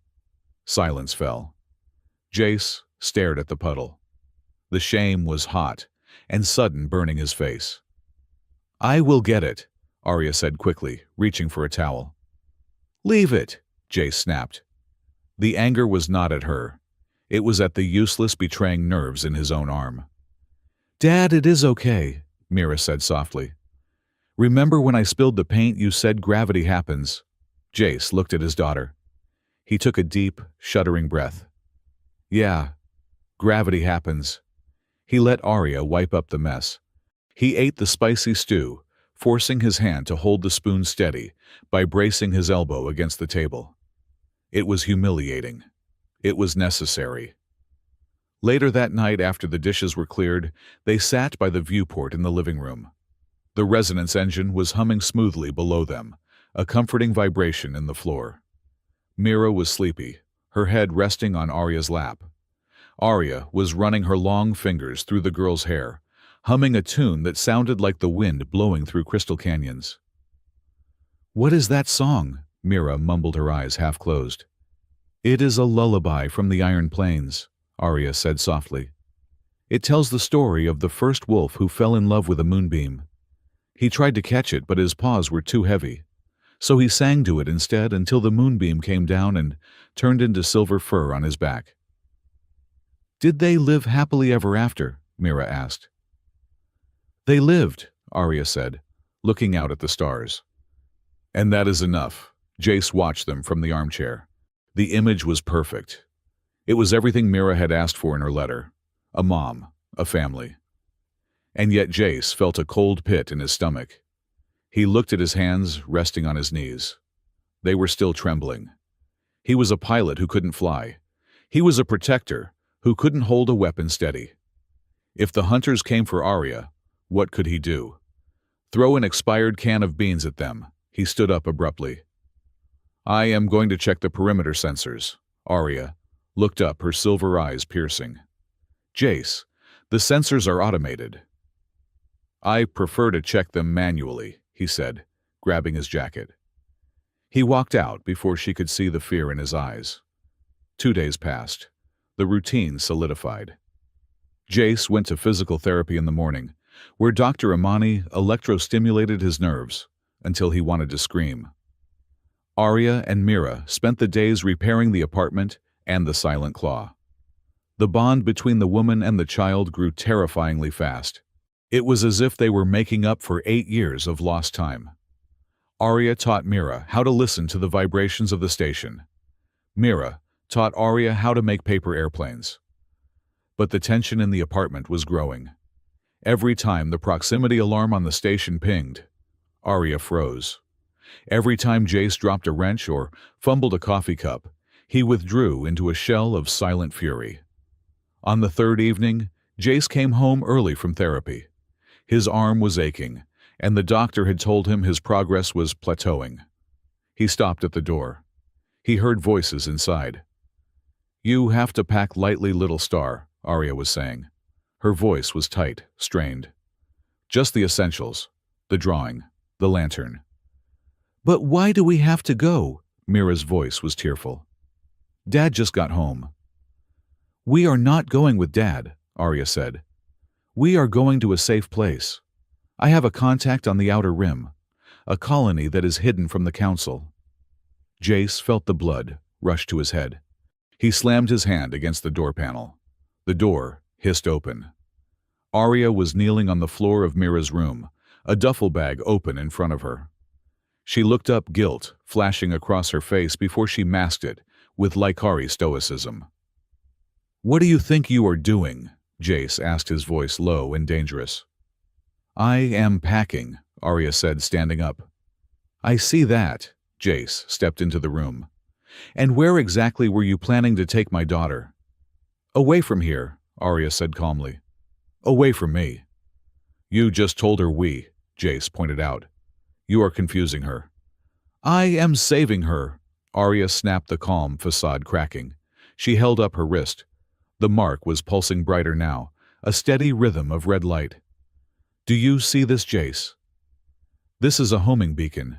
They know where I am. Aristal might be holding them back for a day or two, but the High Council will not ignore this. They will send the war pack." She took a step toward him. "When they come, they will not care about collateral damage.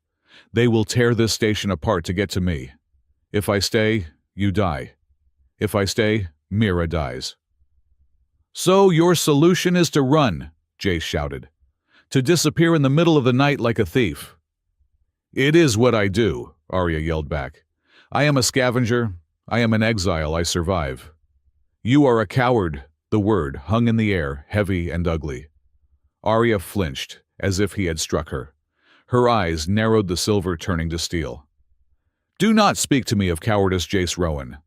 I am trying to protect the only things in this universe that matter to me." "By leaving them," Jace advanced on her. "You think you are being noble. You are just repeating the cycle. You are doing exactly what I did for 5 years. Pushing everyone away, because you are terrified of getting hurt." "I am terrified of you getting hurt," Arya screamed. "Look at you, Jace. Look at your hands. You cannot even hold a glass of water without shaking. How are you going to fight a Lycari hunter with your sarcasm?" The truth hit Jace like a physical blow. He looked down at his hands. They were trembling violently now, fueled by his rage. "You are right," Jace whispered. "I am broken. I am useless." "I didn't mean—" Arya started, her voice softening. "No, you meant it." Jace looked up, his eyes wet. "I am not the anchor anymore. I am not the hero. So you think you have to do it all alone. You think you have to be the martyr." He stepped closer, invading her personal space. "But you forgot one thing, Arya. You made a promise. Not to me. To her." He pointed at Mira, who was sitting on the bed, hugging her knees and crying silently. "You told her you were family," Jay said. "Family does not run.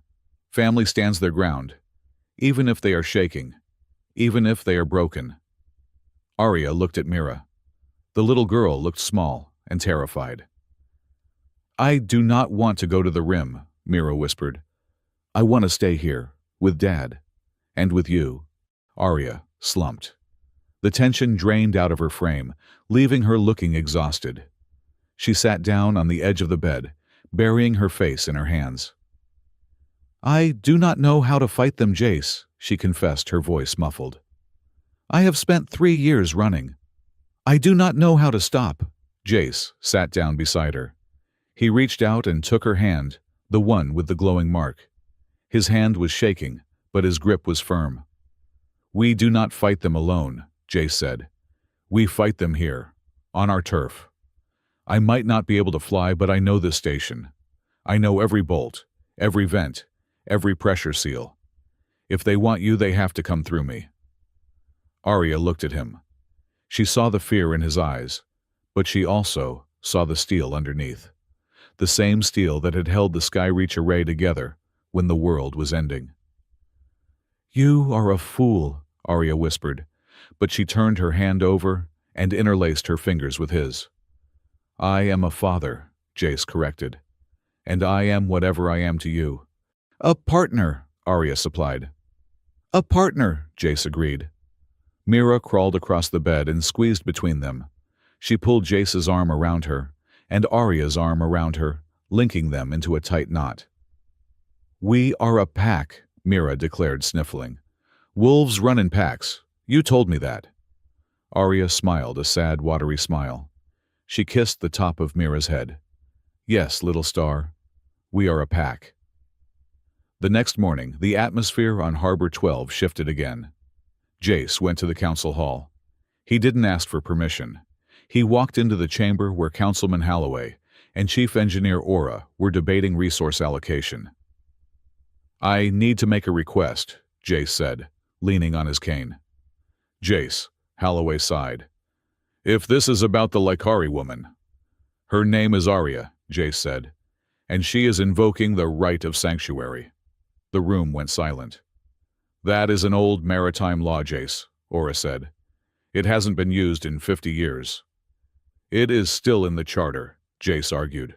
Any sentient being who aids in the preservation of the array is entitled to citizenship and protection within the harbor. She saved the station. You saw the logs. You saw the energy output. We know what she did, Holloway admitted. But Jace, the Lycari High Council, does not care about our charter. If they come for her. If they come for her, Jace interrupted. They are invading sovereign Skyreach territory. Are we a community, Holloway? Or are we just a loose collection of cowards waiting to be picked off? Holloway looked at Aura. Aura looked at Jace's shaking hands, then at his defiant eyes. She saved my engine room, Aura said quietly. She stayed on the hull when the radiation was lethal. I vote for sanctuary. Holloway rubbed his temples. Fine, sanctuary is granted, but Jace paper shields do not stop plasma bolts. I know, Jace said. Leave the bolts to me. Jace returned to the apartment to find Arya stripping down her tuning spear. She was polishing the resonant alloy, her movements precise and calm. They granted it, she asked without looking up. They did, Jace said. You are officially a citizen of Harbor 12. Taxes are due on the 1st of the month, Arya smirked. I will pay in scrap metal. I also did something else, Jace said, reaching into his pocket. He pulled out a small metallic object. It was a bracelet made of braided titanium, cabling the same material used for the anchor lines. He had spent the morning in the machine shop ruining 3 tools with his shaking hands until he got it right. In Lycari culture, Jace started feeling suddenly foolish. I read that warriors who bond exchange tokens to signify an alliance. Arya stood up. She looked at the bracelet. It is an anchor line, she recognized. It is, Jace said. It means I got you. I might be shaky and I might be grounded, but I am your anchor. You do not drift anymore, Arya. Arya held out her wrist, the one with the glowing mark. Jace fastened the bracelet over the mark. The cold gray metal covered the angry red light, shielding it from view. It didn't stop the glow, but it contained it. Arya touched the metal. It is heavy. It is supposed to be, Jace said. Arya looked at him, her eyes shining. She reached into her tunic and pulled out something she had been working on. It was a small shard of lumen crystal, carved into the shape of a feather. She had drilled a hole in it and strung it on a piece of leather cord. Lycari do not have anchors, she said softly. We have wind feathers. They remind us that no matter how hard the storm blows, we can always navigate. She placed the necklace around Jace's neck. The crystal settled against his chest, warm and pulsing with a faint amber light. For the pilot who steers the stars, she whispered. Jace touched the crystal. Thank you. They stood there, the distance between them gone. Jace leaned in, and Arya met him halfway. It wasn't a passionate movie star kiss. It was a collision of foreheads, a resting of burdens. He breathed in her scent, ozone and spice. She breathed in his grease and soap. You, Mira's voice came from the hallway. Are you guys being gross? They broke apart laughing. We are being diplomatic, Jace called back. It looks gross, Mira decided, walking into the room holding her stuffed bear. But I will allow it. The peace lasted for 12 hours. It broke at 3 in the morning. The station's proximity alarms didn't just ping. They screamed. Alert. Unidentified vessel entering docking. Perimeter. Signature unknown. Jace was out of bed in 3 seconds, grabbing his stun baton. Arya was already up, her tuning spear in hand, her eyes glowing in the dark.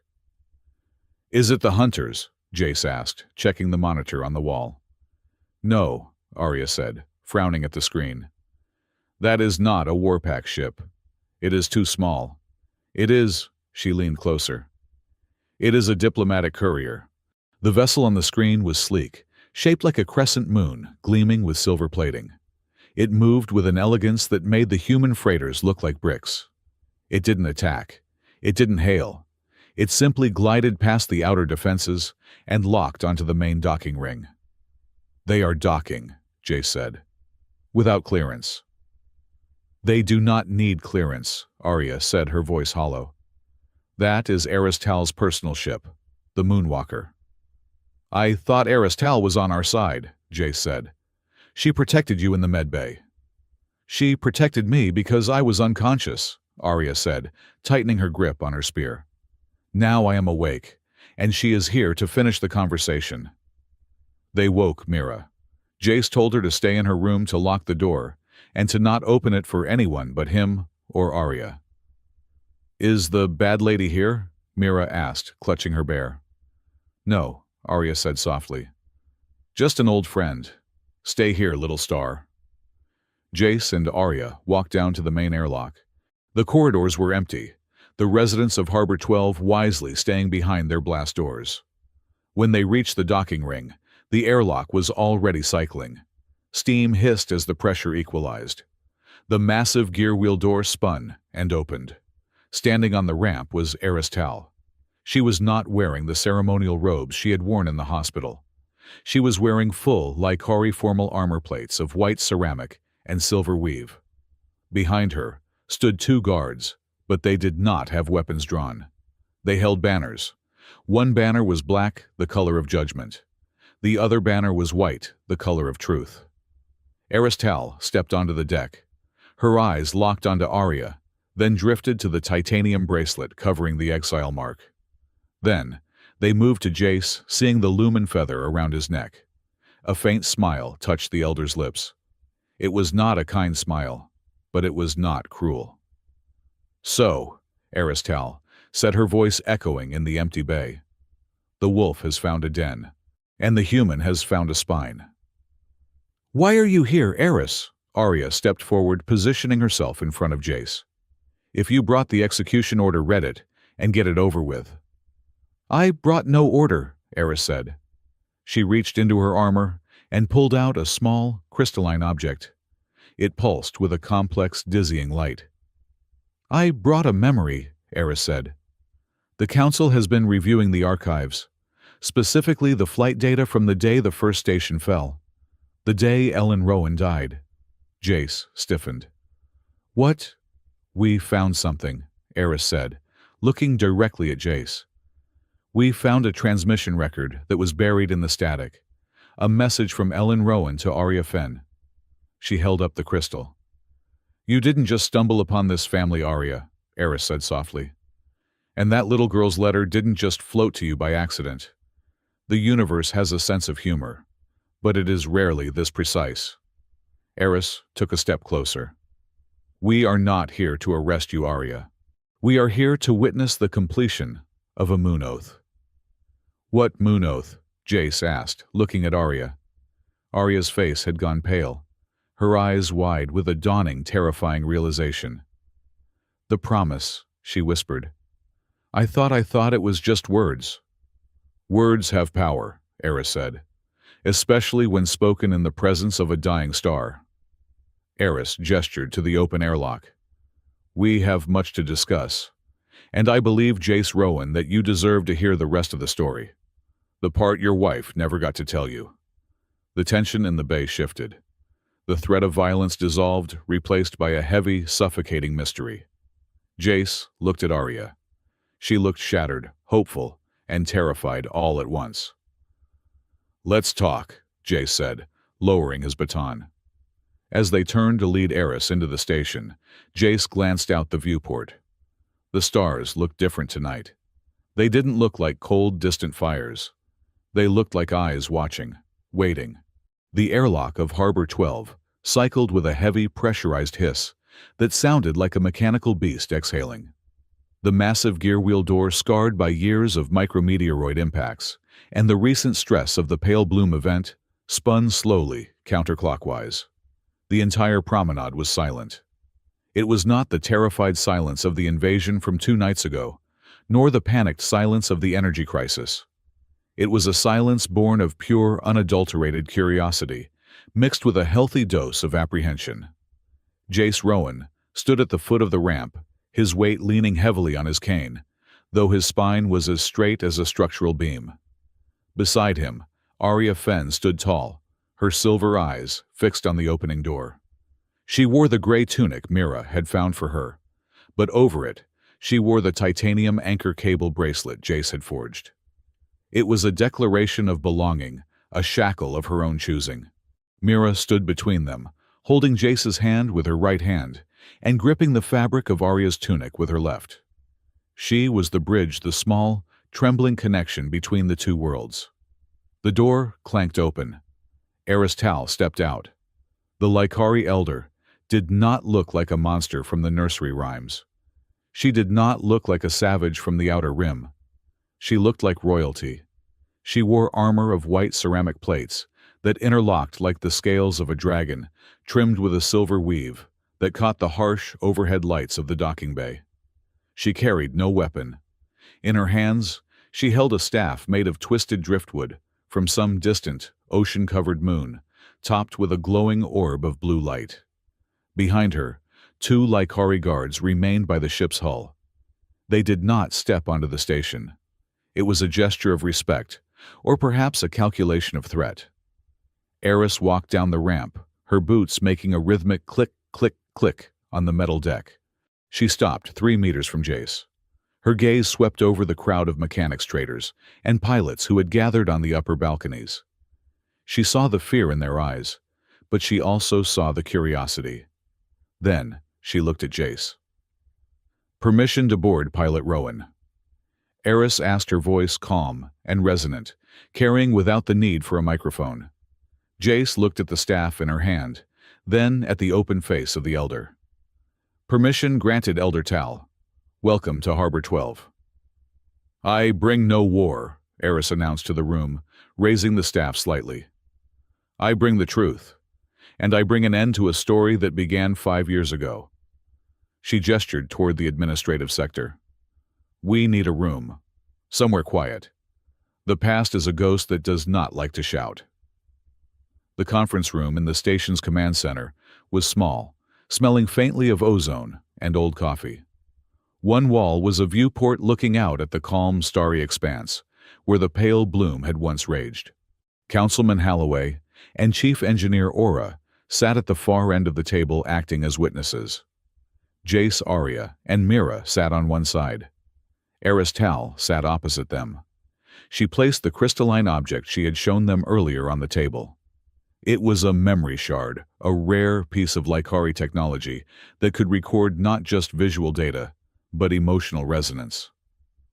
"The Lycari High Council is divided," Eris began, her hands folded on the table.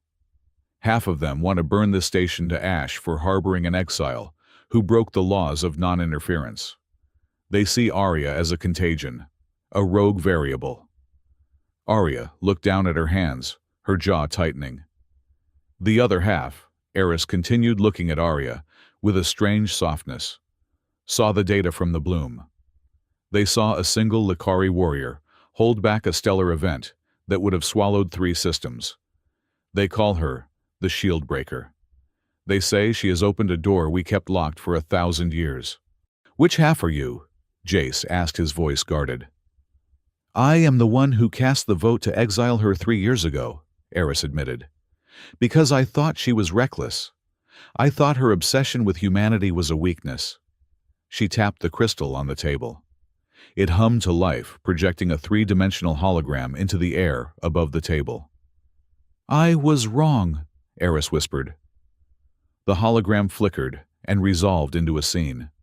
It was chaotic grainy, recorded from the sensor array of a ship moving at high velocity. Jace's breath hitched. He recognized the debris field. He recognized the burning hull of a station. It was the Aegis Prime, the station where he and Ellen had lived, the place where Ellen had died. "This is from 5 years ago," Jace said, his voice trembling. "Why are you showing me this?"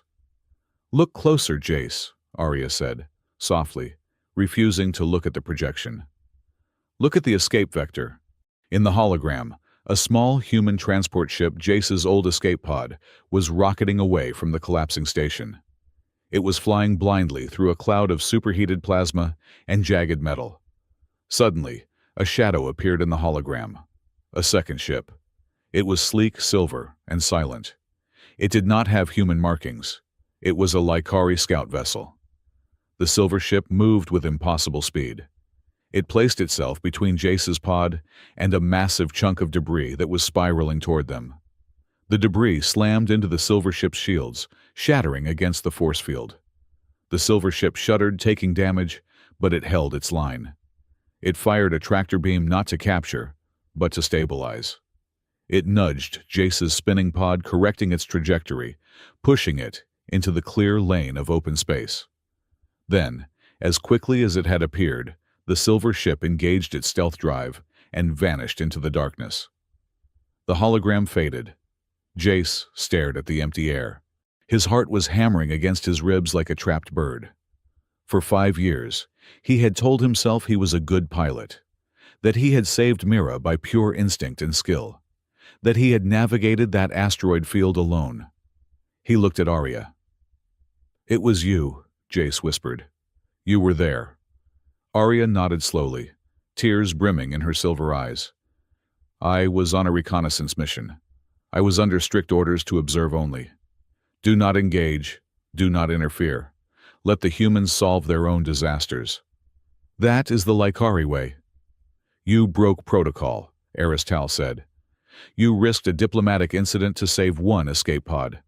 "Why?" "Because of the oath," Arya said, her voice cracking. "What oath?" Jace demanded. "You didn't know me. You didn't know Mira. She was 3 months old." "I didn't know you," Arya agreed.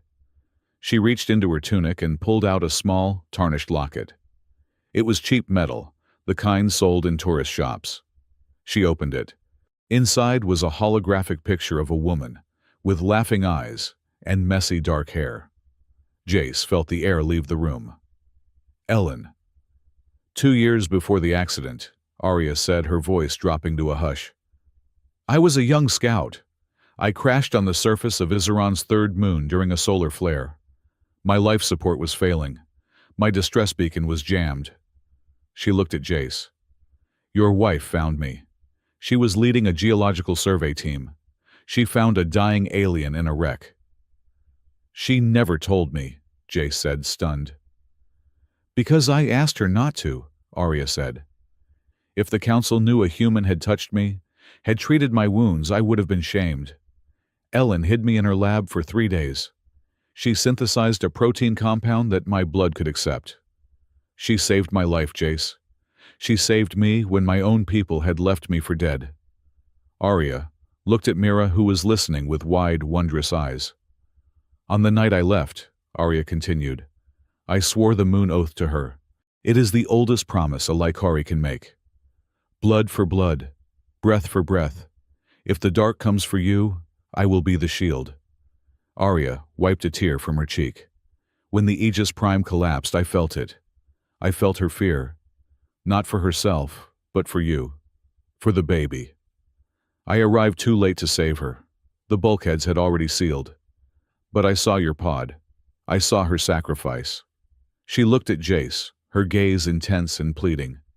"I couldn't save her, Jace. So I spent the next 5 years watching from the shadows, making sure the universe didn't take the only things she had left." Silence descended on the room. It was heavy, profound, and heartbreaking. Jace covered his face with his hands. The pieces of the puzzle slammed into place. The feeling of being watched. The lucky breaks when his ship should have stalled. the shadowy figure Mira claimed to see in the corners of her vision. It wasn't luck. It was a wolf prowling in the dark, keeping the monsters away. "The letter," Mira whispered. Everyone turned to look at the little girl. "I asked Santa for a mom," Mira said, her voice trembling but clear. "But I didn't need a new one. I just needed the one Mom sent." Jace lowered his hands. His eyes were red, but the shaking in his limbs had stopped. He looked at Arya, not as a stranger, not as an alien, but as the other half of a promise he hadn't known he made. "You should have told me," Jace said softly. "I was exiled," Arya said. "After I saved you, the council found out. They stripped me of my rank. They said I was compromised. If I had approached you, I would have brought the shame to your door." "So you lived in a scrap tower," Jace said, his voice rising with emotion. "You ate garbage. You lived alone in the cold, just to be near us." "It was the oath," Arya said simply. "It was love," Aristal corrected. The elder stood up. She tapped her staff on the deck. "The moon oath is binding," Eris declared. "By Likari law, Arya Fen is not a rogue agent. She is a guardian. She is fulfilling a debt of honor. The High Council cannot punish a warrior for keeping her word, even if that word was given to a human." Eris looked at Councilman Halloway. "The Likari wish to establish a permanent diplomatic presence on the Skyreach array. We need a liaison, someone who understands both the rigid honor of the wolf and the chaotic heart of the human." Halloway blinked, catching on quickly. "You want to appoint an ambassador?" "I want to appoint Arya Fen," Eris said. "She will be the Likari liaison to Harbor 12. Her exile is commuted to a permanent posting." Eris turned to Arya. "You will not come home to the homeworld, Arya. You will stay here. You will live among them. You will answer for them. And if the pale bloom ever returns, you will be the first line of defense." Arya stared at the elder. "You are leaving me here." "I am leaving you where you belong," Eris said, a rare, genuine smile touching her lips. "With your pack." The ceremony took place 3 days later, on the observation deck of Harbor 12. It was not a grand political event, though the flags of the Skyreach array and the Likari High Council hung side by side for the first time in history. It was a community gathering. The mechanics wore their clean jumpsuits. The traders brought crates of fruit and wine. Even Old Man Halloway wore a tie. Jace stood by the railing, the backdrop of space, stretching out behind him. He wore his best flight jacket, the one Arya hadn't ruined, and he stood without his cane. His hands were clasped in front of him steady. Arya stood facing him. She wore a formal Likari robe of silver and deep blue, woven by Aristal's own weavers, but she had refused to wear the ceremonial boots, opting for her combat boots instead. "In case I need to kick something," she had told Jace. Aristal officiated, her voice amplifying over the crowd. "We gather to witness the binding of two worlds," Eris said. "Not by treaty, but by choice." She nodded to Mira. Mira stepped forward. She held the battered, crinkled piece of paper that had started it all, the letter to Santa. She cleared her throat. She looked at the crowd, then at her dad, then at Arya. "I wrote this letter because I thought my dad was lonely," Mira said into the silence. "And because I missed having someone to tuck me in." She looked down at the paper. "I asked Santa to send me a mom.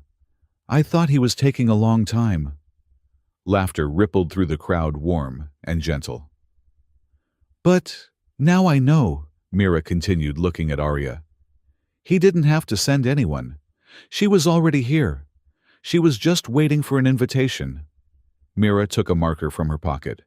With a dramatic flourish, she crossed out the word "send" on the letter. Above it, in her messy, looping handwriting, she wrote, "Thank you for sending her anyway." She walked up to Arya and handed her the letter. Arya took the paper, as if it were made of spun glass. Her hands shook slightly. She looked at the crude drawing, at the crossed-out words. She pressed the paper to her chest, right over her heart. "I accept the mission," Arya, whispered her voice, thick with tears. Jace stepped forward. He reached into his pocket and pulled out a small box. Inside lay a shard of lumen crystal raw and unpolished, pulsing with a warm, steady amber light. "This is a piece of the core," Jace said to the crowd, then to Arya. "It is the heart of this station. It is stubborn, it is hot, and it keeps everything from falling apart." He placed the crystal in Arya's hand. "Like you." Arya looked at the crystal, then reached into her own sash. She pulled out a ring. It was not gold or diamond. It was made of the silver alloy from her ship's hull, the same ship that had saved Jace 5 years ago. It was etched with the phases of the moons of Iseran. "This is silver from the Silent Claw," Arya said. "It has traveled through the dark. It has seen the void, but it always finds its way back." She took Jace's hand, his left hand, the one that used to tremble. She slid the ring onto his finger. "To the pilot who steers the stars," she said. "To the wolf who guards the dark," Jace replied. The crowd erupted. It wasn't polite applause. It was cheering, whistling, and the stomping of boots on the metal deck. Dr. Imani was crying openly. Old Man Holloway was blowing his nose into a handkerchief. Aristal watched them, her staff glowing softly. She leaned over to Mira. "You know," the elder whispered, "technically by Likari law, you are now a cub of the Silver Clan. That means you outrank the station commander." Mira's eyes went wide. "Can I order free ice cream?" Eris smiled, a sharp, wolfish grin. "We can negotiate." Later that night, the station celebrated the first annual Clear Sky Night. The lights of Harbor 12 were dimmed, allowing the true brilliance of the starfield to shine through the viewports. The pale bloom was gone, leaving behind a nebula of harmless, colorful gas that drifted like a painting across the sky. Jace, Arya, and Mira sat on a bench on the upper observation deck away from the noise of the party. They shared a blanket huddled together against the chill of the environmental recyclers. Jace had his arm around Arya. Mira was asleep on Jace's lap, her breathing slow and steady, clutching the lumen feather necklace Arya had given Jace earlier. "You know," Jace said quietly, looking out at the stars. "I used to hate looking out there. Every time I looked at the dark, I saw what I lost." Arya rested her head on his shoulder. Her silver hair spilled over his jacket, mixing with the rough fabric. "And now," Jace said, turning to kiss the top of her head, "I see what I found." Arya hummed a low, contented sound in her throat. "You are becoming sentimental pilot. Next, you will be writing poetry." "I leave the writing to Mira," Jace said. "She has a direct line to Santa, remember?" "That reminds me," Arya said, looking up at him with a mischievous glint in her silver eyes. "You owe me a new jacket. This one," she plucked at the sleeve of the oversized jacket she was still wearing, "smells like engine grease and regret." "It smells like hard work and heroism," Jace corrected. "And technically, you owe me a new airlock door. You scratched the paint when you barged in with your spear." "I was defending the perimeter," Arya argued. "You were showing off," Jace countered. They looked at each other, the banter sliding easily between them, a language they had been speaking for weeks without realizing it. "Jace," Arya said, her voice turning serious for a moment. "Yeah. I am not going anywhere," she said. "Even if the bloom comes back. Even if the council changes its mind. I am anchored here." Jace looked at the silver ring on his finger, then at the woman who had crossed the universe to save him twice. "I know," Jace said. "We are the array now area. You, me, the kid. If one holds, we all hold." Mira stirred in her sleep, murmuring something unintelligible. She shifted, jamming her elbow into Jace's ribs and kicking Arya in the shin. "Ouch!" Arya whispered, wincing. "Welcome to parenthood," Jace grinned. "It is mostly getting kicked in the ribs and worrying about vegetables." "I can handle it," Arya said, smoothing Mira's hair. "I have handled worse." "I bet you have," They fell into a comfortable silence, watching the nebula drift. Below them, the resonance engine hummed a steady C major chord that resonated through the floor, through their boots, and into their bones. It wasn't a warning anymore. It was a heartbeat. Jace leaned his head back against the glass. For the first time in 5 years, the silence inside his head was gone. It was filled with the sound of breathing, the warmth of the woman beside him, and the bright, chaotic promise of tomorrow. "Dear Santa," Jace whispered to the stars, smiling. "Never mind, I'm good." Outside, a single shooting star streaked across the sky, winking out over the edge of the world. It wasn't a message. It was just a star, and that was perfectly fine.